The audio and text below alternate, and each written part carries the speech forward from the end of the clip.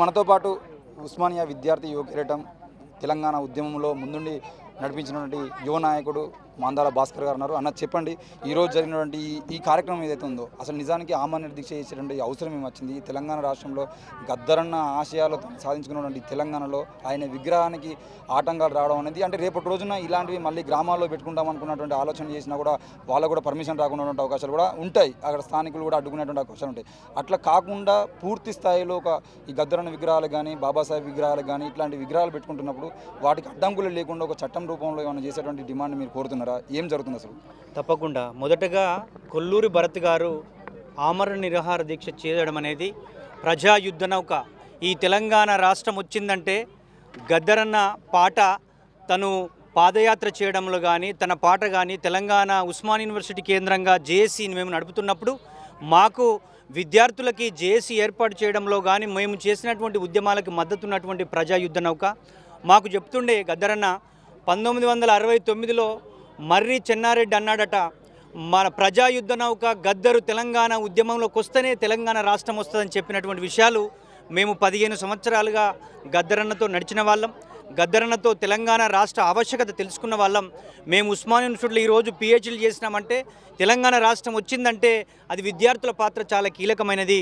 అటువంటి ప్రజాయుద్ధ నౌక గద్దరన్న విగ్రహాన్ని తెల్లాపూర్లో ఉన్నటువంటి ఒక మున్సిపాలిటీ పరిధిలో ఉన్న కౌన్సిలర్లు ఇక్కడున్న ప్రజలందరూ కలిసి ఆ నాయకుడిని మేము పూజించుకుంటాం, ఆయన యొక్క స్పిరిట్ని మేము తీసుకుంటామని చెప్పేసి ఇక్కడ విగ్రహాన్ని ఆవిష్కరించుకునేటువంటి ప్రయత్నం చేస్తే పాలక వర్గాలు దాన్ని కూడా వద్దని, ఇక్కడ చూస్తూ ఉంటే ఇవన్నీ కూడా అసైన్డ్ భూములు అని చెప్పేసి భరత్ వాళ్ళ నాన్న చెబుతూ ఉన్నాడు.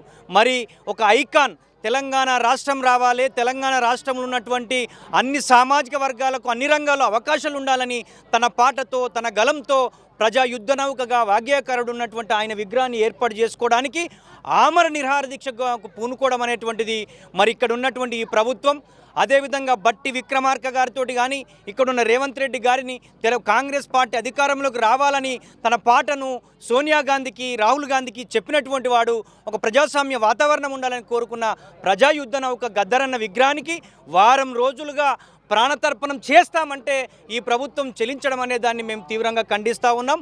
రేపటి రోజు మహానీయులు ఇక్కడికి వచ్చినటువంటి జేబీరాజ్ సార్ కానీ కంచాయిలే సార్ కానీ ఇంకా మిగతా ఉద్యమకారులు కానీ యూనివర్సిటీల నుంచి యువకులు అదేవిధంగా ఇక్కడ ఈ గ్రామాల్లో ఉన్నటువంటి వాళ్ళందరూ వచ్చి ఆ నాయకుడిని నేను ప్రతిష్ఠించుకుంటాం, లేకపోతే ఇది తెలంగాణ వ్యాప్తంగా పెద్ద ఉద్యమంగా మారుతుందని భయపడ్డటువంటి కాంగ్రెస్ ప్రభుత్వం దిగొచ్చి ఈరోజు పర్మిషన్ ఇవ్వడాన్ని మేము స్వాగతిస్తూ ఉన్నాం. మా మహానాయకులు మా సామాజిక వర్గాల నుంచి ఎదిగినటువంటి ఎవరి విగ్రహాలైనా మేము పెట్టుకుంటాం, పూజించుకుంటాం.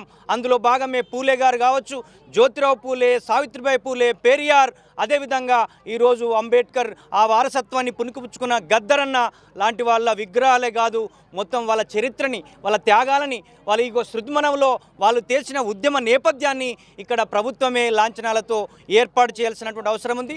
అసలు ఈ విగ్రహాలను ప్రభుత్వమే పెట్టాలి గద్దరన్నది, కానీ ఈ తెల్లాపూరు ప్రజలు ఈ ఒక మున్సిపాలిటీ యునానిమస్గా తీర్మానం చేయడం అనేది అన్ని పార్టీలకి అన్ని ఉద్యమ సంస్థలకి అన్ని సంఘాలకు కూడా మేము తరపున మద్దతు తెలుపుతా ఉన్నాం.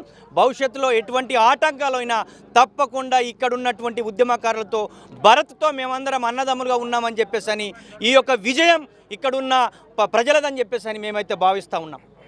Thank you very much.